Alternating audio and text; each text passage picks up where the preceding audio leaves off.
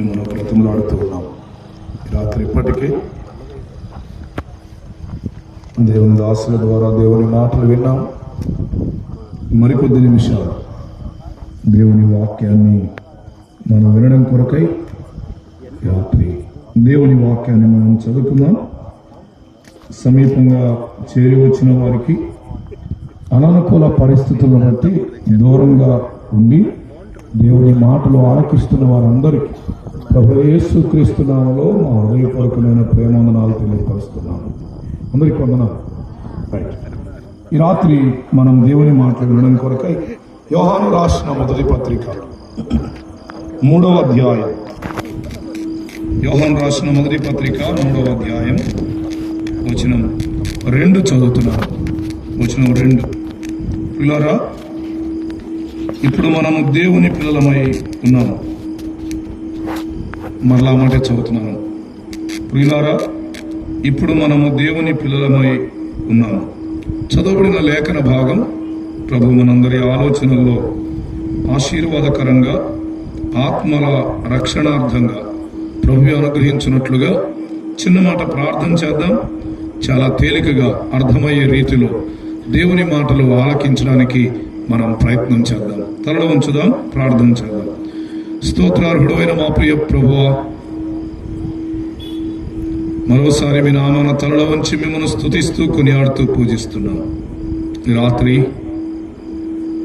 మీ పాద సాన్నిధ్యానికి మమ్మల్ని సమకూర్చినందుకై మీకు స్తోత్రం. ఈ ప్రాంతవాసులందరిని బట్టి మిమ్మల్ని స్తుతిస్తున్నాం. గ్రామాన్ని బట్టి, గ్రామాధికారులను బట్టి, ప్రతి ఒక్కొక్కరిని బట్టి మీకు స్తోత్రం చెల్లిస్తున్నాను. ప్రియ తండ్రి, స్థానిక సంఘం బాధ్యత వహించి భారం భరించి ఏర్పాటు చేయబడిన ఈ ప్రత్యేకమైన సభలలో గత రాత్రి మీ కార్యాన్ని జరిగిస్తూ వచ్చినందుకు మిమ్మల్ని స్తుతిస్తున్నాము. తిరిగి ఆఖరి రాత్రి, ఈ కోడికలకు ఆఖరి రాత్రిలో మీ సన్నిధికి మేము చేరరాగా ఇంతవరకు మీ దాసుని బలపరిచి మీరు ఇచ్చిన మీ మాటలకై మరొకసారి స్తుతిస్తున్నాం. క్రీస్తు యేసులో మమ్మను జ్ఞాపకం చేసుకుని రక్షించి మీ పిల్లలకు అంగీకరించినందుకు స్తోత్రం చెల్లిస్తున్నాను. ఇంకా అనేకులు రక్షణ కొరకై మీ ఉద్దేశమై ఉన్నందుకై మీకు స్తోత్రం చెల్లిస్తున్నాను. ఈ రాత్రి వేళ మరికొద్ది నిమిషాలు మీ మాటలు ఆలకించడానికి ఆశపడుతుంటుండగా ఈ సమయాన్ని దీవెనకరంగా మార్చండి. నమ్మిన మీ పిల్లలపైన మాకు సిలువ వేయబడిన యేసు క్రీస్తును గూర్చిన వార్త, సిలువను గూర్చిన వార్త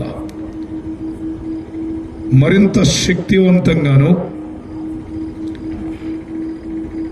ఇంకా రక్షణ పొందని వారికి ఈ రాత్రి రక్షణకరంగాను మార్చని ప్రార్థన చేస్తున్నాను. అందరి గమనాగమనములు మీ వాక్యము తట్టు ఉండనిమ్మని సిలువ వేయబడిన యేసు క్రీస్తు వారి యొక్క ప్రేమను ప్రదర్శించబడుతుంటుండగా కొందరి హృదయాలైన ఆకర్షించబడినట్లుగా మీ ఆత్మకార్యాన్ని జరిగిస్తారని పాపుల రక్షకుడైన యేసు క్రీస్తు వారి అమూల్యమైన నామములో స్తోత్రములు చెల్లించి ప్రార్థించి మీ వాక్యాన్ని వినబోతున్నాము తండ్రి. ఆమేన్. ఆమేన్. ప్రియమైన వారలారా, ఈ రాత్రి దేవుని మాటలు మనం ఆలకించడం కొరకై బైబిల్ గ్రంథముల నుండి యోహాను రాసిన మొదటి పత్రిక 3వ అధ్యాయం 2వ వచనములో మొదటి భాగాన్ని మరోసారి మనం చదువుకున్నాం. ఆ భాగంలో రాయబడిన మాట ఏంటంటే, మనము దేవుని పిల్లలమై ఉన్నాము అనే స్పష్టమైన విషయాన్ని జ్ఞాపకం చేశాడు. మనము దేవుని పిల్లలమై ఉన్నాం. You are the children of God. మనము దేవుని పిల్లలమై ఉన్నాము అనే మాట చాలా స్పష్టంగా తెలియపరుస్తూ వచ్చాడు. అయితే ఈ రాత్రి వేళ ఎట్లయ్యారు దేవుని పిల్లలు అనే ప్రశ్న దగ్గరకు తీసుకుని వెళ్ళి ఆ ప్రశ్నకు సమాధానాన్ని మనం గమనిస్తున్నప్పుడు ఆ సమాధానములో నుండి రాత్రి సువార్తను ఆలకించడానికి ప్రయత్నం చేద్దాం. దేవుని పిల్లలు ఎలా అయ్యారు? దేవుని పిల్లలు ఎలా అవుతారు? యోహాను భక్తుడు రాస్తూ అన్నాడు, మనము దేవుని పిల్లలమై ఉన్నాము అన్నాడు.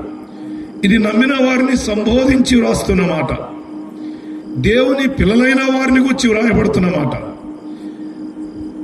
దేవుని పిల్లలు ఎలా అయ్యారు?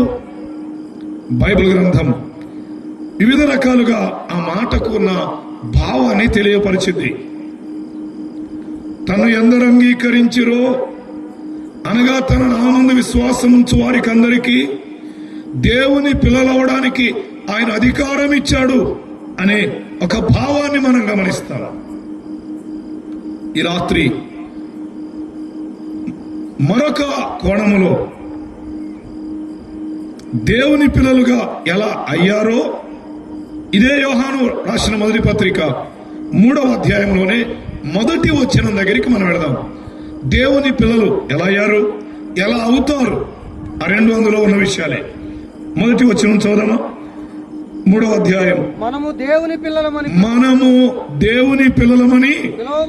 పిలువబడునట్లు తండ్రి మైకో తీసుకురా లేకుంటే మనము దేవుని పిల్లలమని పిలువబడినట్లు.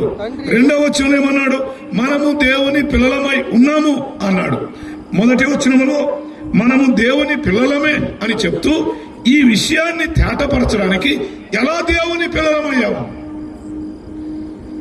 ఎలా దేవుని పిల్లలయ్యారు. ఇప్పుడు దేవుని పిల్లలయ్యారు, కానీ ఒకప్పుడు దేవుని పిల్లలు కాదు.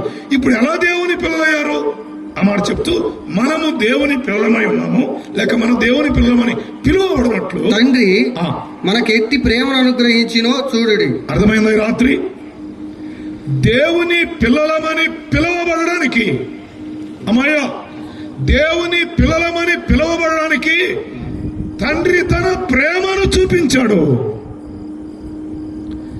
తండ్రి ప్రేమ ద్వారా దేవుని పిల్లలని పిలువబడుతున్నారు. దేవుని ప్రేమ ద్వారా దేవుని పిల్లలని పిలువబడుతున్నారు. అర్థమవుతుందా? అలాగైతే దేవుని పిల్లలు అని పిలువబడడం వెనక ఆయన ప్రేమ ఉంది, తండ్రి ప్రేమ ఉంది. వాస్తవమే. నమ్మిన వారి కొరకు ఒక వచనం చదివించి సువార్త పక్షంగా అదే మాటల నుండి ఆలోచించేద్దాం. ఎఫెసీయులకు రాసిన పత్రిక, అపోస్తలుడైన పౌలు ఎఫెసీయులకు రాసిన పత్రిక 1వ అధ్యాయం 4-6 వచనాలు కలిసి ఉన్నాయి. ఆ చివరి భాగంలో మనం ఇలా చదువుతాం. జగత్తు పునాది వేయబడక మునిపే ప్రేమ చేత, ఆ మాట పట్టుకోండి, ప్రేమ చేత ఆయన 3:1 యోహాను పత్రికలో ఏం చదివాం?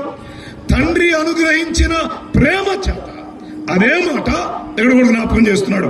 ప్రేమ చేత ఆయన క్రీస్తులో మనలను ఏర్పరచుకొనెను. ఎలా? పై భాగంలో రాస్తాడు, యేసు క్రీస్తు ద్వారా తనకు కుమారులుగా స్వీకరించుటకై. అలాగైతే రాత్రి తండ్రి ప్రేమ ద్వారా మనమేమయ్యాం? దేవుని పిల్లలమయ్యాం. తండ్రి ప్రేమ చేత దేవుని పిల్లలమయ్యాం, ఆయన కుమారులుగా స్వీకరించబడ్డాం. నమ్మిన వాళ్ళరా, మనము దేవుని కుమారులంగా చేయబడ్డామంటే మన క్రెడిట్ ని బట్టి కాదు, మన జ్ఞానాన్ని బట్టి కాదు, మనకున్నటువంటి అర్హతలను బట్టి కాదు.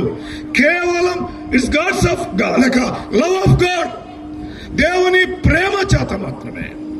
God's love only. క్రీస్తు ప్రేమ మనల్ని కుమారులుగా స్వీకరించింది. అందుకని యోహాను 1వ పత్రికలో జ్ఞాపకం చేస్తున్నాడు, మనము దేవుని పిల్లలమై ఉన్నాము. దేన్ని బట్టి? ప్రేమను బట్టి, తండ్రి ప్రేమను బట్టి అనే మాట జ్ఞాపకం చేసుకుందాం. అలాగైతే తండ్రి ప్రేమ ఎక్కడ చూస్తాం? స్వార్థ పక్షం ముందుకు వెళదాం. నమ్మిన వారు గుర్తుపెట్టుకోండి, మనము ఆయన ప్రేమ చేతే కుమారులుగా స్వీకరించబడ్డాం. నీవు ఆయన బిడ్డవు అని మర్చిపోక. నిజంగా నువ్వు ప్రభువు నమ్ముకొని ఉంటే ఆయన ప్రేమ చేత నిన్ను ఆయన కుమారునిగా స్వీకరించాడు. నీ గొప్పతనాన్ని బట్టి కాదు, నీకున్న అందాన్ని బట్టి కాదు, నీకున్న జ్ఞానాన్ని బట్టి కాదు, నీకున్న అధికారాన్ని బట్టి కాదు, కేవలం క్రీస్తు ప్రేమ చేత, లేక దేవుని ప్రేమ చేత క్రీస్తులో మనల్ని కుమారులుగా స్వీకరించాడు. మనం అతిశయించడానికి ఏ హేతువు లేదు. మన రక్షణ దగ్గర లేక మనం ఆయన పిల్లలుగా చేయబడిన దగ్గర మనం అతిశయించడానికి కారణం లేదు. దేవుని ప్రేమ మాత్రమే. ప్రపంచానికి ప్రేమ అనే పదాన్ని పరిచయం చేసింది ఎవరు తెలుసా? ప్రభువైన యేసుక్రీస్తు వారే. ప్రపంచానికి ప్రేమ అనేదానికి నిర్వచనం ఎక్కడ దొరికిందో తెలుసా? బైబిల్ గ్రంథంలోనే. ఒక ఆయన ఇలా పాట రాశాడు, ధరణిలోని ప్రేమలన్నీ స్థిరము కావు, కరిగిపోతాయి. యేసుక్రీస్తు కల్వరి ప్రేమ కడ వరకు ఆదరించింది. ఈ రాత్రి ఆ ప్రేమనే పరిచయం చేయబోతున్నాం. ఈ రాత్రి స్థలము నుండి ప్రకటిస్తబడుతుంది ప్రేమ సువార్త. ఇది తండ్రి ప్రేమ, తండ్రి ప్రేమ. అలాగైతే ఆ తండ్రి మనల్ని దేవుని పిల్లలుగా చేసుకోవడం, తన పిల్లలుగా చేసుకోవడానికి ఆయన ప్రేమను ఎలా రుజువుపరిచాడు, ఎలా బయలుపరిచాడు చదువుదామా? ఆ ప్రేమ ఎలా బయలుపరచబడింది లోకంలో? యోహాను రాసిన మొదటి పత్రికలోనే చదువుదాం, 4వ అధ్యాయం. నేను ఈ పత్రికను మరోసారి చాలా వివరంగా మరలా చదువుతూ రావడానికి ప్రయత్నం చేస్తూ వచ్చాను. కొన్ని విషయాలు మనం ఆలోచించడానికి అవకాశం ఏర్పడింది. చదువుదామా? 4వ అధ్యాయం 9వ వచనం, 4:9. మనము ఆయన ద్వారా జీవించినట్లు, తర్వాత మరలా వద్దాం. జీవించినట్లు దేవుడు తన తన అద్వితీయ కుమారుని లోకములోనికి పంపెను. దీని వలన దేవుడు మన యందుంచిన ప్రేమ ప్రత్యక్షపరచబడిన. అట్లయితే 3:1 ఏమన్నాడు? తండ్రి మనకెట్టి ప్రేమను అనుగ్రహించను. చూడుడి, ఆ ప్రేమను చూడాలి అంటే యోహాను మొదటి పత్రిక 4:9 దగ్గరికి రావాలి. అర్థమైందా? ఆ ప్రేమను చూడాలి అంటే ఎక్కడ చూడాలి? ఆ మాట చెప్పాడు, దేవుడు మన యందుంచిన ప్రేమ దీని వలన ప్రత్యక్షపరచబడింది. దేని వలన? తన అద్వితీయ కుమారుని దేవుడు లోకములోనికి పంపెను. దేవుడు తన కుమారుని, తన అద్వితీయ కుమారుని ఈ లోకములోనికి పంపిన దగ్గర దేవుని ప్రేమ ప్రత్యక్షపరచబడింది. ఇదే మాట యోహాను సువార్త 3వ అధ్యాయం 16వ వచనంలో కూడా చెప్పాడు. ఏమని? దేవుడు లోకముని ఎంతో ప్రేమించెను అని చెప్తూ ఆయన తన అద్వితీయ కుమారుని అనుగ్రహించెను అని చెప్పాడు. అనుగ్రహించెను. ఆ ప్రేమకు ప్రతిరూపమే ప్రభువైన యేసుక్రీస్తు వారు. ఆ ప్రేమకు నిదర్శనమే తండ్రి ప్రేమకు, దేవదేవుని ప్రేమకు నిలువెత్తు నిదర్శనం ప్రభువైన యేసుక్రీస్తు వారు. మరలా మాట చెప్తా, ప్రేమ అంటే క్రీస్తు, క్రీస్తు అంటే ప్రేమ. ఒక ఆయన అద్భుతంగా పాట రాశాడు. ఈ చదువుతూ ధ్యానం చేస్తున్నప్పుడు ఆ పాట గుర్తొచ్చింది. క్రిస్మస్ అప్పట్లో పెట్టేవాడు గ్రామ్ఫోన్ రికార్డులో ఆ పాట, ప్రేమే జగతికి మూలం, ప్రేమే దైవ స్వరూపం, ప్రేమ నిత్యజం. అద్భుతంగా నేను మళ్ళీ దాని లిరిక్స్ ఎక్కడుందని ఎత్తుక్కొని మళ్ళీ మొత్తం చదువుకున్నా. ప్రేమే జగతికి మూలం అంటే తండ్రి ఆయన పిల్లలుగా చేసుకోవడానికి, దేవుని పిల్లలుగా మానవాళిని చేసుకోవడానికి.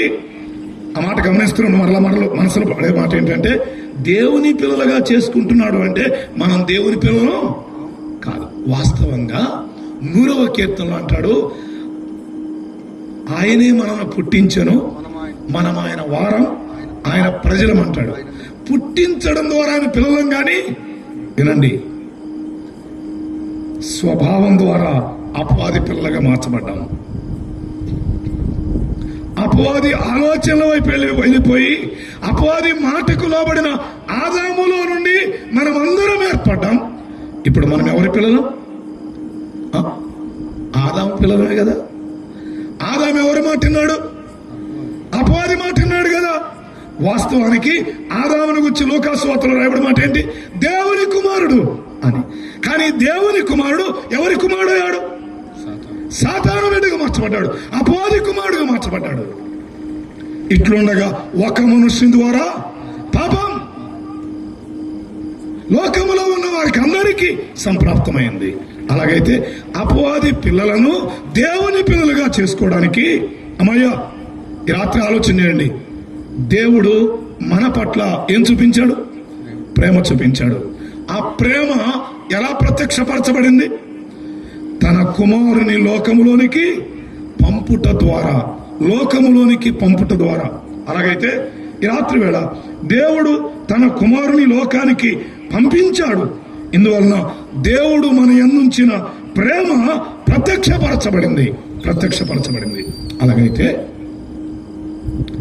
దేవుడు మన పట్ల చూపిన ఆ ప్రేమకు ప్రతిరూపం ప్రభువైన యేసుక్రీస్తు వారు. ఆయన కుమారుడే అని మనం గుర్తిద్దాం.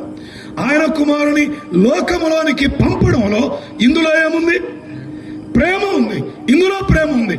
యేసు ప్రభువారు యేసు ప్రభువారు ఈ లోకానికి రావడం ద్వారా దేవుని ప్రేమ బయలుపరచబడింది.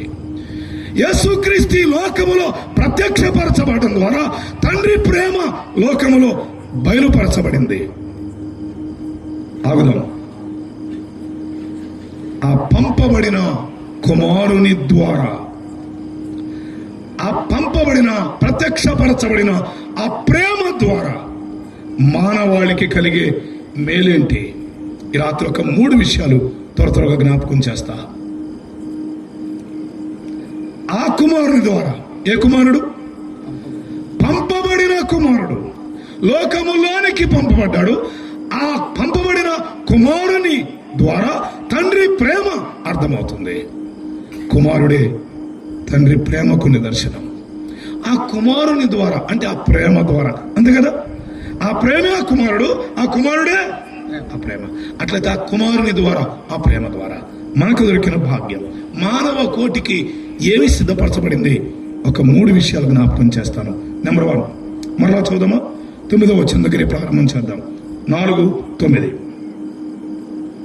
మొదటి యోహాను పత్రిక 4:9. మనము ఆయన ద్వారా ఆయన ద్వారా. ఎవరి ద్వారా? ఏ కుమారునైతే, ఆయన పేరు ఏమని రాయబడిందంటే అద్వితీయ కుమారుడు అన్నాడు. అద్వితీయ కుమారుడు అంటే రెండో వాడు లేడిక. దేవుని ప్రేమ లోకానికి ప్రత్యక్షపరచడానికి ఆయన ఏకైక కుమారుడు తప్ప మరి ఎవరి ద్వారా ఆ ప్రేమ లోకానికి ప్రత్యక్షపరచబడలేదు. ఆ అద్వితీయ కుమారుని లోకములోనికి పంపించాడు. ఎందుకు? మరలా 9వ వచనమే, మనము ఆయన ద్వారా ఏమవడానికి? జీవించున్నాడు. అలాగైతే రాత్రి వేళ పంపబడిన ఆ కుమారుని ద్వారా జీవం పొందడానికి అవకాశం ఉంది. ఆ కుమారుని ద్వారా జీవం ఉంది. తల్లి, బాబు, తమ్ముడు, చెల్లి, ఈ రాత్రి విందాం. ఆ కుమారుని ద్వారా, ఏ కుమారుడైతే పంపించాడో ఇందులో ప్రేమ ఉంది అన్నాడు. ఆ కుమారుని ద్వారా మనము ఏం పొందడానికి? జీవం పొందడానికి. ఈ మాట వినబడుతున్నప్పుడు గుర్తుపెట్టుకుందాం. కానీ మళ్ళాడికి వస్తా. ఆ కుమారుని ద్వారా, దేవుడు పంపించిన ద్వితీయ కుమారుని ద్వారా మనము ఏం పొందడానికి అంట? జీవం పొందడానికి. జీవం పొందడానికి ఎవరు పొందాలి? జీవాన్ని పొందాల్సింది ఎవరు? అక్కడ ఉంది కదా, జీవాన్ని ఎవరు పొందాలి? మనం అన్నాడు. మనము జీవాన్ని పొందాలి. మనమంటే అర్థం కదా? మనమంటే మనుషుల కొరకు రాస్తున్నాడు ఈ మాట. పశువుల కొరకు రాయలా. కుక్కల ప్రేమికులు ఉన్నారు, కుక్కల కోసం రాయలా. పక్షుల ప్రేమికులు ఉన్నారు, పక్షుల కోసం రాయలా. ఎవరి కోసం రాస్తాడు అన్నమాట? మనము జీవం పొందినట్లు అన్నాడు. మనము జీవం పొందాలి. అట్లయితే మనుషుడు ఎటువంటి వాడు? అట్లయితే జీవం లేనివాడు. అమ్మా, అప్పుడప్పుడు మీకు ఒక మాట గుర్తు చేస్తా. అమ్మోళ్ళు కోపం వస్తే పిల్లల్ని ఏమని తిడతారు? ఏమో అర్థం కదా? తిట్టరు మీరేమి? అంత మంచోళ్ళ? ఏమని తిడతారు పిల్లల్ని? సరే, మీకు అర్థంగా చెబుతాను నేను. సచ్చినోడా? ఏదా? ఎందుకు సచ్చాడా? బతికాడా? వాడు సచ్చినోడు కాదు. వాడు చచ్చే వల్ల బతికే ఉన్నాడు, కానీ ఏమని తిడతాం మనం? చచ్చినోడా అంటాం. అంటే మనిషి బ్రతుకుతున్నట్టున్న జీవోత్సవం. శ్రీశ్రీ రాస్తాడు, కొంతమంది కుర్రవాళ్ళు పుట్టుకతో వృద్ధులు అంటాడు. బైబిల్ చెప్తుంది జీవిస్తున్నామన్న పేరు మాత్రం ఉంది కానీ మృతుడవే అంటాడు. పైకి బ్రతుకుతున్నట్టున్నాం, చచ్చిన వారం. మనము జీవం పొందినట్లు అన్నాడంటే మళ్ళీ ఏం లేదు, జీవం లేదు, జీవం లేదు. రాత్రి వినండి, ఎందుకు లేదు జీవం? ఎందుకు మనిషిలో జీవం లేదు? జీవం లేని మనిషికి జీవం ఇవ్వడానికి దేవుడేం చూపించాడు? ప్రేమను చూపించాడు. అదే రాత్రి సువార్త సారాంశం. ఆ కుమారుని పంపించాడు, అందులో ప్రేమ ఉంది. రండి, మనిషి ఎందుకు జీవం లేనివాడయ్యాడు? త్వరగా కొన్ని మాటలు జ్ఞాపకం చేస్తాను. ఒక 3 విషయాలు. ఆదికాండం 2వ అధ్యాయం 17వ వచనం. ఆదికాండం 2వ అధ్యాయం 17వ వచనం. అయితే మంచి చెడ్డల తెలివినిచ్చు వృక్ష ఫలమును తినకూడదు. నీవు వాటిని తినుదినమున నిశ్చయముగా చచ్చనవు అన్నమాట. ఏమన్నాడు? జీవం ఎందుకు లేదు మనుషులు అంటే తినుదినమున నిశ్చయముగా చచ్చెదవని నరునికి ఆజ్ఞాపించాడు. ఇక్కడ మాట చెప్పడం, తిన్నందుకు కాదు చావు, ఆజ్ఞను అతిక్రమించినందుకు. అలాగైతే మనిషిలో జీవం ఎందుకు లేదు అంటే దాన్ని చెప్పన, దేవుని ఆజ్ఞకు లోబడకపోవడం. దేవుని ఆజ్ఞకు లోబడని ఏ మనిషి అయినా ఏమైనా వాడే చచ్చినోడే. ఇంకో మాటల్లో చెప్పనా, మనం అందరం పుట్టిందా చచ్చినోళ్ళ నుండి. చచ్చినోళ్ళ నుండి ఎవరు పుడతారు? చచ్చినోళ్ళు పుడతారు. నేను చెప్పిన బైబుల్ చెప్పింది, మరలా అదే మాట చదువుతా.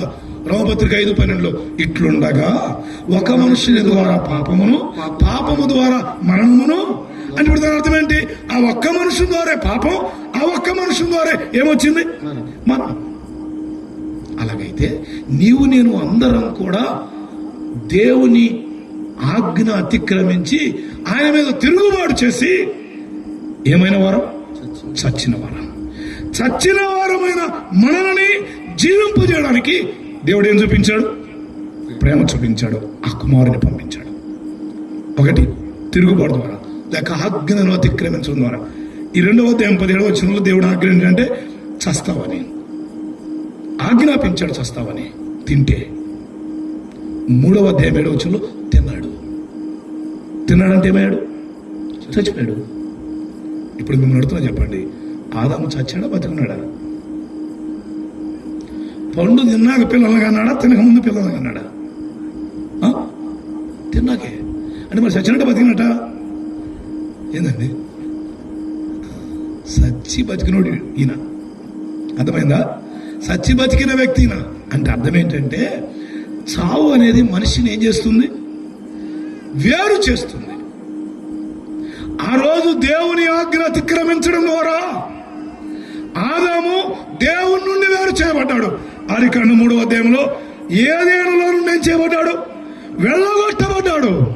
దేవుని నుండి వేరు చేయబడ్డాడు. దేవునికి దూరం చేయబడ్డాడు. దీన్ని మరణం అంటారు.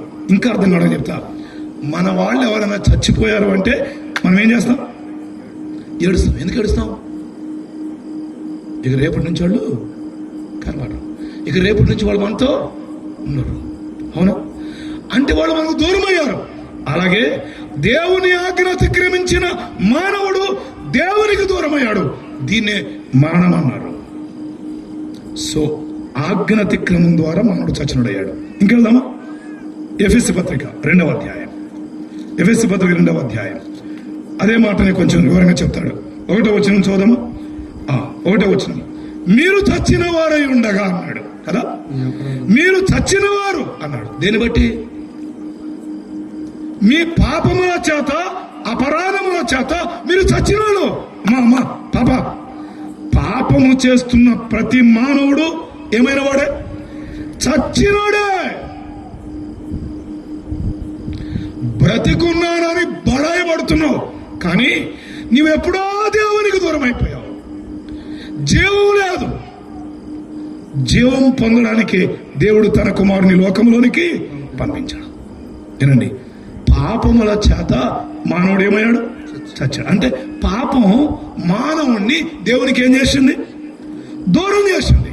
మీ దోషములు, మీ పాపములు మీ దేవునికి మీకును అడ్డంగా వచ్చాయి అన్నాడు. సో దేవునికి దూరం చేసింది. ఒకటి, ఆజ్ఞ అతిక్రమం ద్వారా మానవుడు ఏమయ్యాడు? చచ్చినవాడయ్యాడు. పాపము చేత మనిషి ఏమయ్యాడు? చచ్చినవాడు. మూడో మాట చదువుదాం. తిమోతి పత్రిక 5వ అధ్యాయం. తిమోతి పత్రిక 5వ అధ్యాయం 6వ వచనం చదువుదాం రండి. 5:6. 5వ అధ్యాయం 6వ వచనం. సుఖభోగముల యందు ప్రవర్తించున్నది వినారి మాట, బ్రతుకుచుండియు చచ్చినదై ఉండును. వినారి మాట, సుఖభోగముల యందంటే రకరకాల సంతోషకరమైన భోగాలు. త్రాగుడనే సుఖభోగం, వ్యభిచారం అనే సుఖభోగం, మోసం అనే సుఖభోగం, అన్యాయం అనే సుఖభోగం, అబద్ధాలు అనే సుఖభోగం, అక్రమ సంబంధాలు అనే సుఖభోగం. ఇది భోగం. భోగం. ఎబ్రీ పత్రిక 11లో చెప్తాడు, అల్పకాల పాప భోగము అనుభవించుట కంటే అన్నాడు. సుఖభోగం అనేది అది పాపభోగం. మీకు మాట చెప్తానండి, కొంతమందికి చెడు తిరుగులు తిరిగితే ఒక వ్యాధి వచ్చింది. అప్పుడు అనేవాళ్ళు ఇప్పుడు అంత కనపట్ల. ఏ వ్యాధి? హెచ్ఐవి కాదు, తర్వాత సుఖవ్యాధులు వస్తాయి అన్నవాళ్ళు. సుఖవ్యాధులు అర్థమైందా? తెలుసా మీకు? ఇది పుండ్లు పుట్టాయి. ఏందిరా అంటే వాడు సుఖవ్యాధి వచ్చింది అంటే పాప భోగాని వైపు తిరిగి రోగం తెచ్చుకున్నాడు, సుఖరోగం తెచ్చుకున్నాడు. ఆ తర్వాత వచ్చింది పాపం జరిగించడం ద్వారా, అక్రమ సంబంధాల ద్వారా ఏమొచ్చింది? ఎయిడ్స్. సుఖభోగముల ద్వారా బ్రతుకుచుండియు ఏమయ్యారు? ఈ రాత్రి యవనస్తులు సుఖభోగాలకు అలవాటు పడ్డారు కదా? చిన్న పిల్లలు కూడా సుఖభోగాలకు అలవాటు పడ్డారు. మా ఊర్లో మా పిల్లలు హై స్కూల్ స్టడీస్ లో ఎలిమెంటరీ సెషన్ లో సెయింట్ ఆన్స్ అనే స్కూల్ వచ్చేదారు. వాళ్ళు చదువుకునే టైంలో ఒక 6వ తరగతి పిల్లడు 4వ తరగతి పిల్లని తీసుకుపోయాడు. ఏమన్నా అర్థమైంది మీకు? 6వ తరగతి పిల్లోడు 4వ తరగతి పిల్లని తీసుకుపోయాడు. అసలు ఏం అర్థం కాదు. ఎతుకుతున్నారు, స్కూల్లో లేడు, ఇంటికి ఫోన్ చేశారు, ఇంటికి వెళ్ళాడు, వెతుకుతున్నారు. చివరికి వాడు స్కూల్ వదిలిపెట్టాడు. ఆయనకి ఆయమని తీసుకొచ్చాడు వాడు స్కూల్ కాడికి. బ్యాగ్ ఏడు ఉంది? స్కూల్లోనే ఉంది. ఎప్పుడు పోయాడు తెలియదు. మొత్తానికి బయటికి స్కూల్లో ఉంది బ్యాగు. ఇద్దరి తర్వాత గేట్ దగ్గర ఆ వ్యక్తి ఆపి, రే ఎక్కడికి వెళ్ళారా మీరంటే వాడు అంటాడు, ఈ అమ్మాయి అంటే నాకు ఇష్టం, అందుకు తీసుకుపోయాను అంటాడు. కాదా ఇది? ఈనాటి యవనస్తుల జీవితాలు కాదా? చిన్న పిల్లలే. మా పిల్లలు అన్నారు, డాడీ కాలనీలో 7వ తరగతులు కూడా తాగుతున్నారు డాడీ అని అన్నారు. భయం వేసింది. సుఖభోగాలకు అలవాటు పడుతున్నారు, త్రాగుడుకు బానిసలు అవుతున్నారు, పాపానికి వ్యభిచారానికి బానిసలు అవుతున్నారు, జారత్వానికి బానిసలు అవుతున్నారు. పేపర్ న్యూస్ చదువుతుంటే భయం వేస్తుంది. చిన్నపిల్లలే పెద్దోళ్ళైన టీచర్లతో పాపం చేస్తున్నారు. ఎటుపోతుంది ప్రపంచం? సుఖభోగాలకు అలవాటు పడి బ్రతుకుచుండియు చచ్చినది అన్నాడు. ఈ రాత్రి మరలా మార్చడానికి ఇష్టపడుతున్నాను. నువ్వు ఏ సుఖభోగం చాటున బ్రతుకుతూ కూడా చచ్చిన స్థితిలో ఉన్నావో, ఒకవేళ వినండి, సుఖభోగాలు మనిషిని ఏం చేస్తాయని అర్థమవుతుంది? అక్కడ చంపుతాయి. ఇది గుర్తుపెట్టుకోండి. తాగి సిగరెట్ తాగిన తర్వాత ఒకరోజు ఏమొచ్చింది? కొన్నిసార్లు హార్ట్ స్ట్రోక్ వచ్చింది. డాక్టర్ గారు వెళ్ళిపోతే మొట్టమొదటి ప్రశ్న ఏమేస్తాడు? తాగుతాడా? సిగరెట్ తాగుతాడా? ముందు తాగుతాడా? అని వాళ్ళు ఉన్నారా? అలాగైతే సుఖభోగాల వలన రకరకాల పరిస్థితులు ఎదురవుతున్నాయి. ఆలోచన చేయండి. చావు వస్తుంది బాబు, ఎవరొస్తుడా? సుఖభోగాలు కలవడు పడవాక.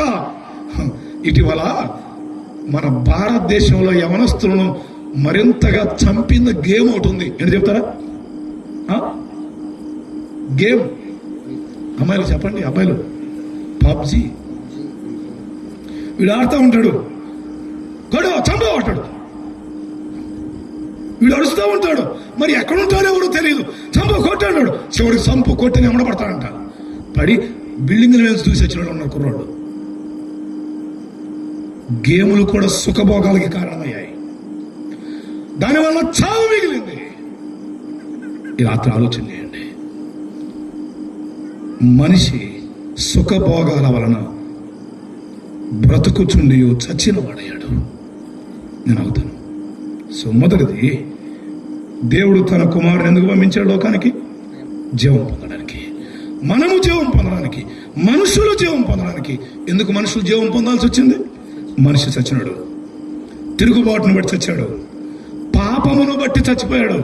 మూడవది, సుఖభోగాల వలన చావుకులనయ్యాడు. ఈ రాత్రి ఇటువంటి పరిస్థితుల్లో ఉన్న వ్యక్తికి, అమ్మా అయ్యా, ఈ సుఖభోగాలతో చచ్చిన వ్యక్తి అంటే ఆ చావుకు కారణం ఏమని అర్థమవుతుంది మనకు? ఒక మాటలో చెప్పాలంటే పాపమే. అదే బైబిల్ చెప్పింది. ఇటన్నిటిని కలిపి పాపం వలన వచ్చు జీతము మరణం. అలాగైతే ఇప్పుడు మానవుడు జీవం పొందడానికి మాత్రమే కాదు దేవుడు తన కుమారుని పంపించింది. చదువుదామా? 10వ వచనం, మొదటి యోహాను పత్రిక 4వ అధ్యాయం 10వ వచనానికి వెళ్దాం. జీవం పొందడానికి అందులో ప్రేమ ఉంది. లేక తన కుమారుని పంపించాడు, అందులో ప్రేమ ఉంది. మనం జీవం పొందడానికి పాపమును బట్టే మనం చచ్చిన వారం అయిపోయాం. చదువుదామా? మనము దేవుని ప్రేమించితిమని కాదు, తానే మనల్ని ప్రేమించి మన పాపములకు ప్రాయశ్చిత్తమయునుటకై తన కుమారుని పంపెను. విన్నారు రెండవ మాట? వినండి. ఆ పాపానికి ఏం జరిగించడం పంపించాడు ఆయన్ని? ప్రాయశ్చిత్తం కొరకు. అలాగైతే బాబు, అమ్మా, జీవం పొందడానికి దేవుడు తన కుమారుని పంపాడు. రెండవది, ప్రాయశ్చిత్తం కొరకు పంపించాడు. ఏం ప్రాయశ్చిత్తం చేయడానికి? పాపములు ప్రాయశ్చిత్తం జరిగించడానికి. దాన్ని హెబ్రీ పత్రికలో ఒక మాట మనం చూద్దామా? హెబ్రీ పత్రిక 2వ అధ్యాయం 17వ వచనం. హెబ్రీ పత్రిక 2వ అధ్యాయం 17వ వచనం. కావున ప్రజల పాపములకు పరిహారము కలుగుటకై. విన్నారా? కావున ప్రజల పాపములకు పరిహారము కలుగుటకై. ప్రాయశ్చిత్తం అనే మాటలో ఉన్న అర్థం ఏంటంటే పరిహారం. దేవుడు ఎందుకు తన కుమారుని పంపించాడు? పాపములకు పరిహారం చేయడానికి. 103వ కీర్తన అంటాడు, మన పాపములకు ఏం జరగాలి? ప్రతీకారం జరగాలి. సుఖభోగాల కులైన నీ పాపాన్ని బట్టి ప్రతీకారం జరగాలి. నీ పాపమును బట్టి, నా పాపమును బట్టి, మన పాపమును బట్టి ప్రతీకారం జరగాలి. అంటే శిక్ష పడాలి. కానీ పాపములకు ఏం చేశాడు ఆయన? ప్రాయశ్చిత్తం జరిగించడానికి దేవుడు ఎవరిని పంపించాడు? తన కుమారుని పంపించాడు. ఇందులో ప్రేమ ఉంది. ప్రాయశ్చిత్తం కొరకు దేవుడు తన కుమారుని పంపించాడు. అమ్మా అయ్యా, తన కుమారుని పంపించాడు. ఇందులో ప్రేమ ఉంది. ఈ పాపాన్ని పరిహరించే క్రమంలో ఇందాక పాట పాడారే. ఏం పాట? మధ్యలో పాట పాడారు. కలువరిలో కరుణామయుని కడకు చేరవ. ఎందుకు? నీ పాపానికి శిక్ష రావాలి, ప్రతీకారం దేవుడు చేయాలి. కానీ ప్రతీకారం చేయాల. ప్రాయశ్చిత్తం కొరకు దేవుడు తన కుమారుని పంపించాడు. ఆ క్రమములో యేసుక్రీస్తు ప్రభువారు నీ నా పాపముల కొరకై ఆయన శిలువలో వేలాడతీయబడ్డాడు. అన్యాయమైన తీర్పు అనుభవించాడు. ఏ పాపము చేయని ఆయన నీ నా పాపము కొరకై కలువరి శిలువలో ఆయన బలి కావడానికి ఇష్టపడ్డాడు. నీ నా పాపముల కొరకై గాయపరచబడ్డాడు. యెషయా గ్రంథం 53లో చెప్తాడు, మన దోషములను బట్టి ఆయన నలుగొట్టబడ్డాడు. మన అపరాధముల నిమిత్తమై, మన అతిక్రమముల నిమిత్తమై ఆయన గాయపరచబడ్డాడు. యేసుక్రీస్తు ప్రభువారు గాయపరచబడ్డాడు. పాపం మంది, దానికి ప్రతీకారం మనం పొందాలి. కానీ ఎవరు అనుభవిస్తున్నారు? ప్రభు అయిన యేసుక్రీస్తు వారు. ఆ పాటలో ఒక వచనం ఇందాక పాడారు కదా, ఆ వచనం 2వ లైన్లో పల్లవిలోనే, సిలువలోనే ప్రభుని ప్రేమ మర్చిపోయావా? సిలువలోని ప్రభు ప్రేమ మర్చిపోయావా? ఇళ్లలో సిలువ ఉంటుంది, కానీ ముందు బాటిల్ కూడా ఉంటాయి. ఇళ్లలో సిలువ గుర్తులు ఉంటాయి, పటాలు ఉంటాయి, కానీ సినిమాలు కూడా ఉంటాయి. సినిమాలు ఏకం చేసి పాపం చేస్తున్న పరిస్థితులు ఉన్నాయి. యేసు ప్రభు నీనా పాప పరిహారం కొరకు ఆయన గాయపరచబడ్డాడు, ఆయన నలుగుగొట్టబడ్డాడు, ఆయన మన అపరాధముల నిమిత్తమై ఆయన విసర్జించబడ్డాడు. లేఖనాల ప్రకారం మనం ఆలోచన చేస్తున్నప్పుడు ఆ సిలువలో నీ కొరకు నా కొరకై ఆ సిలువలోని ప్రేమను చూడొకసారి. క్రీస్తు ప్రభు కాదు అక్కడ ఉంది, నా చెప్పానే, తన కుమారుని పంపాడు తండ్రి ప్రేమను చూపించడానికి, అంతే కదా. అట్లా ఇప్పుడు సిలువలో ఉంది ఏంటి? సిలువలో ఉంది ఎవరు? ప్రభు అయిన యేసుక్రీస్తు వారు. ఇలా చెప్పాలంటే సిలువలో ఉంది తండ్రి ప్రేమ, అవునా? ఆయన ప్రేమ. అందుకు ఒక ఆయన రాశాడు, యేసుక్రీస్తు ప్రేమ నీకంత చులకనైపోయిందా? ఆయన తల మీద ముళ్ళ కిరీటం నిన్ను ప్రేమించే, పాపమైన నిన్ను ప్రేమించే, ఆయన చేతుల్లో చీలలు పాపులమైన మనల్ని ప్రేమించే, ఆయన కాళ్ళలో మేకు పాపులమైన మనల్ని ప్రేమించి మన కొరకై కలువరి శిలువలో ఆయన రక్తం కార్చాడు. సమాప్తమని చెప్పి కేక వేసి ఆత్మను తండ్రికి అప్పగించాడు. లేఖనముల ప్రకారం క్రీస్తు మన పాపముల నిమిత్తమేమయ్యాడు? మృతి పొందాడు, సమాధి చేయబడ్డాడు, 3వ దినానికి తిరిగి లేపడ్డాడు. దీని అంతట్లో ఏం కనబడుతుంది? తండ్రి ప్రేమ. వాస్తవానికి పాపాన్ని బట్టి మనకు శిక్ష పడాలి, అగ్నిగుండానికి మనం వెళ్ళాలి. పాపంలో వచ్చే ఫలితం నరకమే. గుర్తుపెట్టుకో, పాపం చేసిన వారిని కొన్నిసార్లు భర్త అంటాడు, అబ్బే నేను అడగబోయినంటాడు. భార్య అబ్బే నేనేం చేయలేదు అంటది. ఇంట్లో భార్య పట్టుకోలేదు, భర్త పట్టుకోలేడు. కొన్నిసార్లు ఎవరు పట్టుకోలేదు అనుకుంటారు, కానీ నీ పాపం నేనేం చేసిద్ది?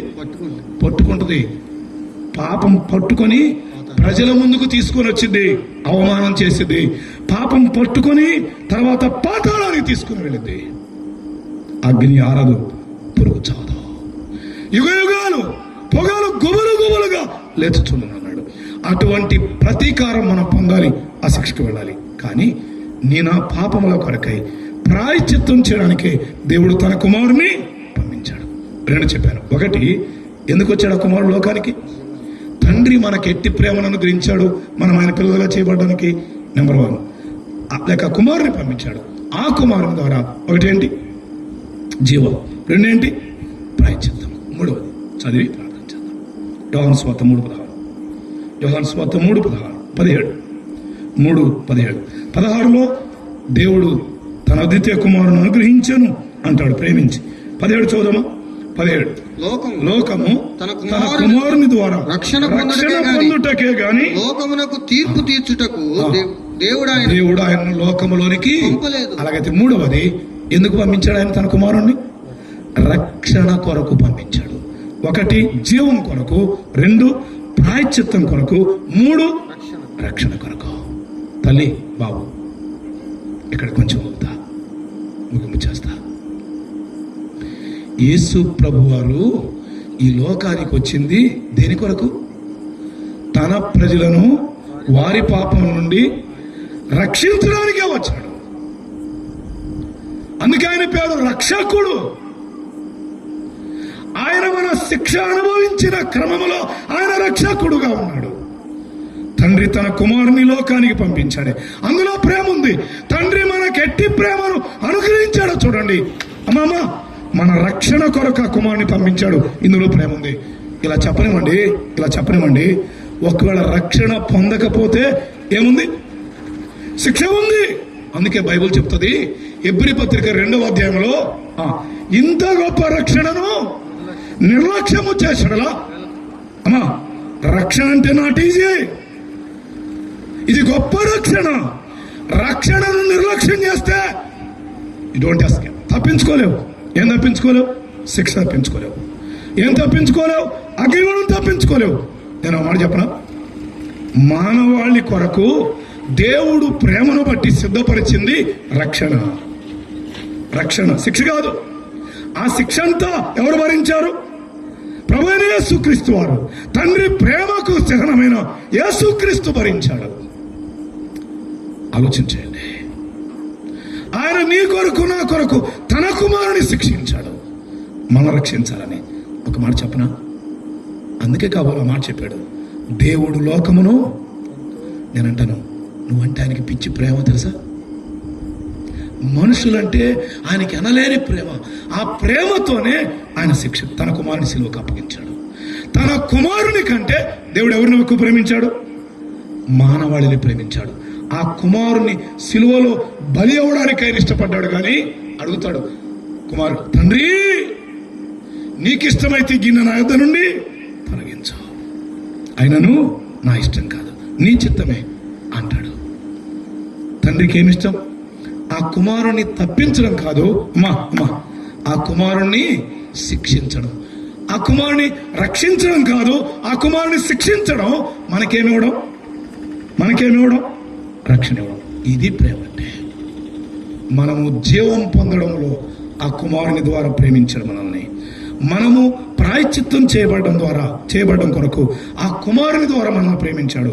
మనము రక్షణ పొందడానికి ఆ కుమారుని ద్వారా మనల్ని ప్రేమించాడు. మరలా చెప్తా, ఈ రాత్రి రక్షణ పొందడానికి ఇది ఒక సదవకాశం. యేసు ప్రభు నిన్ను ప్రేమించింది, లేక తండ్రి ప్రేమ తన కుమారుని లోకంలో పంపడానికి కారణం రక్షణ కొరకే, శిక్షించడానికి కాదు, తీర్పు కొరకు కాదు, రక్షణ కొరకే. వినండి, మానవుని కొరకు రక్షణ, అపవాదికి వాని దూతలకు శిక్ష, అగ్నిగుండం. దేవుడు ఎంత ప్రేమ గలవాడు. ఈ రాత్రి తన చేతులతో సృజించబడి తన జీవాన్ని మనకిచ్చాడు. ఆయన ఊపిరి మనకు పోశాడు. నీవు నేను అగ్నిగుండానికి వెళ్ళడానికి ఇష్టం లేక ఆయన మనల్ని ప్రేమించి తన కుమారుణ్ణి మన కొరకు లోకాన్ని పంపాడు. ఇందులో ఏముంది? ప్రేమ ఉంది. అమ్మా, ఈ ప్రేమ నీకు అంత చులకనైపోయిందా? ప్రేమ ద్వారా, ఆ కుమారుని ద్వారా జీవం, ఆ కుమారుని ద్వారా ప్రాయశ్చిత్తం, పాప పరిహారం, ఆ కుమారుని ద్వారా మూడో మాట ఏం చెప్పాను? రక్షణ. నేను ముగించబోయే ముందు ఈ మాటలు చెప్తున్నాను. బైబిల్ చెప్పిన అద్భుతమైన ఒక సమాచారం ఏంటంటే, ఇదే మిక్కిలి అనుకూలమైన సమయం, ఇదే రక్షణ దినం అంటే. ఇంకన్నాడు ఇప్పుడే రక్షణ అన్నాడు. ఎందుకని యాకోబు పత్రిక చదివితే రేపేమి సంభవించునో నీకు తెలియదు. నిన్ను ఇంత ప్రేమించి నీ రక్షణ కొరకు కలువరిలో శిక్ష అనుభవించిన యేసు ప్రభునందు రాత్రి విశ్వాసం ఉంచితే రక్షించబడతావు. నువ్వు ఆయన విశ్వాసం ఉంచితే చాలు రక్షణ. కుమారుని అంగీకరించు వానికి యోహాను మొదటి పత్రిక 5వ అధ్యాయంలో ఆ మాటలు చెప్తాడు. కుమారుని అంగీకరించేవాడు జీవం పొందుతాడు, అంగీకరించని వాడు అగ్నికి వెళ్తాడు, శిక్ష అనుభవిస్తాడు. వినండి, ఈ రాత్రి వేళ ఎందుకు మానవుడు అగ్ని ఉండడానికి వెళ్తున్నాడంటే, రక్షణకు అవకాశం ఉన్నా రక్షణ పొందకపోతే వెళ్ళేది ఎక్కడికి? అగ్ని ఉండడానికి. ఈ రాత్రికి రక్షణకు అవకాశం ఉంది నీకు. జరిగిన ఒక ఇన్సిడెంట్, చాలా పూర్వకాలంలో జరిగిన ఇన్సిడెంట్ కూడా చెప్పి నేను ప్రార్థన చేస్తా. అది ఒక కుగ్రామం. అక్కడ ఆ పూర్వకాలంలో నేల బావులు అంటారు, అంటే ఎత్తు ఉండదు, నేలకు సమాంతరంగా బావులు ఉంటాయి, అందులోంచి నీళ్ళు తోడుకుంటారు. అమ్మా వినండి, అయిపోయింది.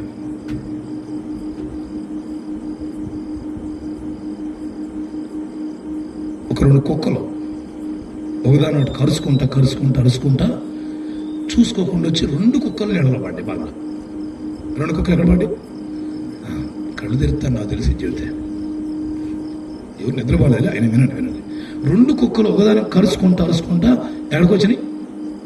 ఆ బావిలో పడిపోయినాయి. దూరం అతను చూచాడు. అతడు హృదయంలో ప్రేమ పొరులకు వచ్చింది.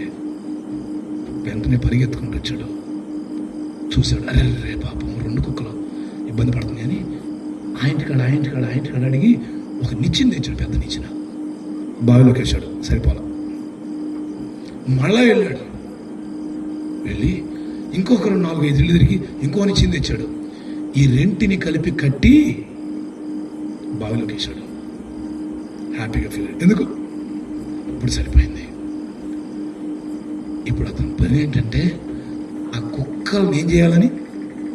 కాపాడాలని. అది రక్షించాలని. ఎంత ప్రేమ చూడండి. కుక్క కోసం ప్రేమ చూపించాడంటే కోసం నా కోసం ఆయన చూపిన ప్రేమ గొప్పది. ఒక్కసారి ఆలోచించేయండి. వినండి. నిచ్చెన పైకేసి కిందకేసి లోపలికి అమ్మ లోపలికి వెళ్ళాడు. బాబు అయిపోయింది. లోపలికి వెళ్ళాడు. దా అన్నాడు. ఏమన్నాడు? దా అన్నాడు.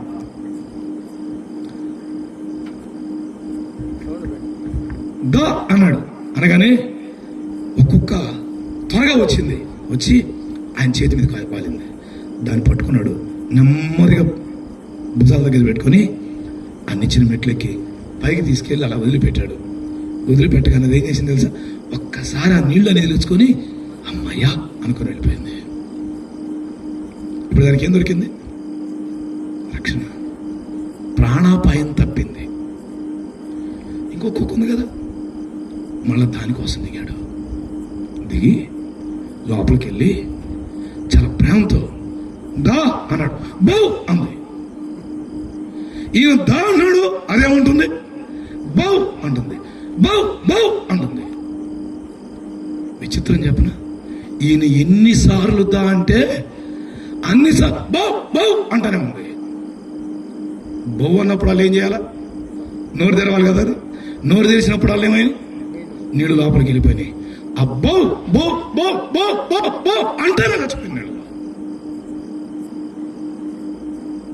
ఈ రాత్రి ప్రేమామయుడు రక్షించేవాడు. ఒక ప్రశ్న అడుగుతున్నాను. రక్షించేవాడు లేక కుక్క చచ్చిపోయిందా, రాక చచ్చిపోయిందా? అమ్మా పాప బాబు, ఆ రక్షకుడు లేక చచ్చిపోయిందా, రాక చచ్చిందా? ఈ రాత్రి నీకు అర్థమైంది కదా. ఆ మనిషి అంతా ప్రేమించాడు కుక్కని. నీకు ప్రభువారు పరము నుండి దిగి వచ్చి రమ్మని పిలుస్తున్నాడు రక్షించడానికి. వస్తే రక్షణ, రాకపోతే శిక్ష. చాలు మిగిలేదే. పాపంలో చచ్చిపోతే అగ్నిగుండానికి వెళ్ళిపోతావు. ఈ రాత్రి ఆఖరి మాట చెప్తున్నా. ఇంత గొప్ప రక్షకుడిని నిర్లక్ష్యం చేస్తే నువ్వు ఎట్లా తప్పించుకుంటావు? ఇంత గొప్ప రక్షణ నిర్లక్ష్యం చేసి లేచి వెళ్ళిపోతే, పాపంలో వెళ్ళిపోతే ఆరవేగిన ఉండడానికి వెళ్ళిపోతావు. ఈ రాత్రి చేతులు జోడించి ప్రేమతో బ్రతిమలాడుతున్నావు.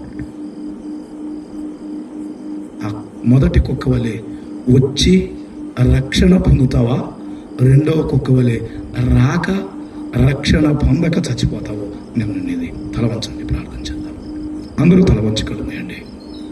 అందరూ తల వంచండి ప్లీజ్. అందరూ కలుపోయండి, కలుమేయండి. ఒక్క 2 నిమిషాలు ముగింపు చేస్తున్నాను. అమ్మాయ్యా, పాప బాబు, మనము దేవుని పిల్లలంగా చేయబడాలని తండ్రి మనకి ఎట్టి ప్రేమ చూపించాడో చూడండి అన్నాడు. ఎట్టి ప్రేమ! తన కుమారునే పంపించాడు. అదే ఆయన ప్రేమ. పంపించడం మాత్రమే కాదు, ఆ కుమారుని ద్వారా మనం జీవంలోనికి దాటాలని ఇష్టపడుతున్నాడు. ఆ కుమారుని ద్వారా పాప పరిహారం పొందాలని ఇష్టపడుతున్నాడు. ఆ కుమారుని ద్వారా రక్షణ పొందాలని ఇష్టపడుతున్నాడు. యేసుక్రీస్తు నిజముగా లోకరక్షకుడు, మనుషులందరి రక్షకుడు. తల్లి బాబు, చెల్లి తమ్ముడు, ఈ రాత్రి నిన్ను ప్రేమించి నీ కొరకు ప్రాణం చేసి ప్రాణం పెట్టాడు నీ రక్షణ కొరకు. ఆ కుక్కను రక్షించడానికి ప్రాణం పెట్టలా ఆ వ్యక్తి, కానీ నిన్ను రక్షించడానికి యేసే ప్రాణం పెట్టాడు. నీ కొరకై కలువరి శిలువలో రక్తం దాచాడు. నీ కొరకై యేసు ప్రభువు శిలువలో వేలాడ తీయబడ్డాడు. ఈ రక్షణ కార్యాన్ని త్రోసివేస్తావా? ఈ దేవుని ప్రేమతో చెలగాటమాడతావా? కలువరిలో కరుణామైన దగ్గరికి చేరవా? సిలువలోని క్రీస్తు ప్రేమ దగ్గరికి రావా? త్రోసివేసి వెళ్ళిపోతావా? సుఖభోగాలతోనే బ్రతకడానికి ఇష్టపడతావా? చచ్చిపోతావా? చావొస్తుందే. ఈ రాత్రి ఆలోచించి, ఈ ప్రయాస, ఈ శుభవార్త నిరక్షణ కోసమే. ఇదే మిక్కిలి అనుకూలమైన సమయం. రేపు నీది కాదు, రేపు కూడిక లేదు. ఒకవేళ నువ్వు ఉండవేమో గుర్తుపెట్టుకో. అదే బైబిల్ చెప్పింది, నేను చెప్పలేదు సుమా. రేపేమి సంభవించుద్దో నీకు తెలియదు. ఇదే మిక్కిలి అనుకూలమైన సమయం. ఈ రాత్రి క్రీస్తు ప్రేమను అంగీకరించడానికి ఇష్టపడితే ఉన్న పాటున ప్రభువైన యేసు క్రీస్తునందు విశ్వాసం ఉంచి రక్షించబడడానికి ఇష్టపడతావా? తల మంచి కళ్ళు మూసి ఉండగా ఆ వ్యక్తి దా అన్నాడు. ఆ కుక్క వచ్చింది, రక్షణ పొందింది, శిక్ష తప్పించుకుంది. ఈ రాత్రి రక్షణ పొందడానికి ప్రభు నిన్ను ఆహ్వానిస్తున్నాడు, రమ్మని పిలుస్తున్నాడు. వస్తావా? రాను పో అంటావా? ఈ రాత్రి రక్షణ పొందడానికి రావాలనే ఆశ ఉన్నవారు ఎవరైనా ఉంటే, అమ్మా, పాప, బాబు, చిన్నదారా, పెద్దదారా, ఈ రాత్రి నేను రక్షణ పొందుతా, ఇంకా చాలి పాప జీవితం.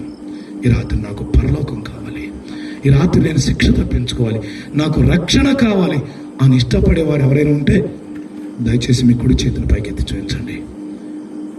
ఎవరైనా రాత్రి రక్షణ పొందడానికి ఇష్టపడేవారు ఎవరైనా ఉన్నారా? ప్రేమతో బ్రతిమలాడుతున్నాం. మీ కుడి చేతిని పైకెత్తి చూపించండి. పాప, బాబు, రక్షణ పొందకుండా లేచి వెళ్ళిపోతే మిగిలేది చావే.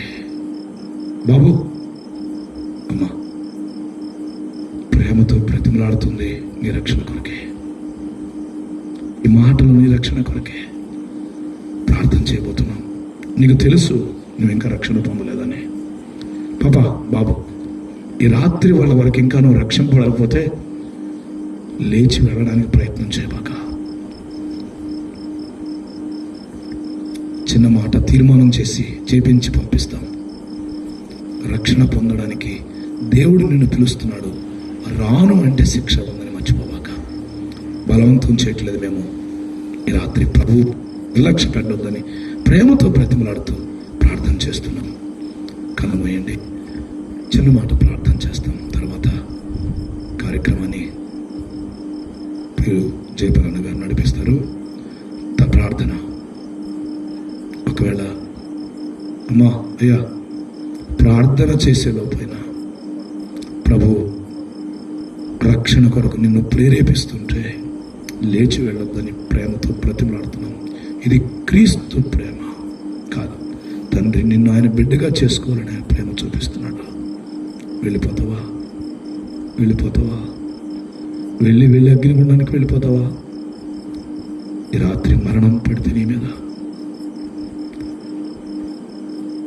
యేసు ప్రభు నీ నోటితో ఒప్పుకొని దేవుడు మృతులను ఆయన లేపినని నీ హృదయం ముందు విశ్వాసం ఉంచితే చాలు రక్షణ. తులసివేవాక. ఇంత గొప్ప రక్షణ నిర్లక్ష్యం చేయవాక. ఒకవేళ ఆశ ఉన్నవారు ప్రభు మీ హృదయాన్ని ప్రేరేపిస్తే కూడికైన తర్వాత దయచేసి ముందుకు రండి. మీ కొరకు మేము ఇక్కడే వేచి ఉంటాం. జీవాధిపతి మీకు స్తోత్రం. మమ్మల్ని మీ పిల్లలుగా చేసుకోవాలని తండ్రి మా పట్ల మీరు కనుపరిచిన ప్రేమ ఎంతో గొప్పది. అవునైనా మీ కుమారునే పంపించారు లోకానికి, ఇందులో ప్రేమ ప్రత్యక్షపరిచారు. మీ కుమారుని ద్వారా మాకు జీవం ఇవ్వాలని, మీ కుమారుని ద్వారా మాకు పాప పరిహారం జరిగించాలని, మీ కుమారుని ద్వారా మాకు రక్షణ ఇవ్వాలని మీరు ఇష్టపడినందుకు స్తోత్రం. ఈ మాటలు ఇంకా రక్షింపబడని వారి హృదయాలలో కార్యం జరగడానికి, మీ అందు విశ్వాసం నుంచి మీ బిడ్డలుగా తీర్చబడడానికి, మీ ప్రేమకు లోబడి మీ పిల్లలుగా తీయబడడానికి మీ కృపని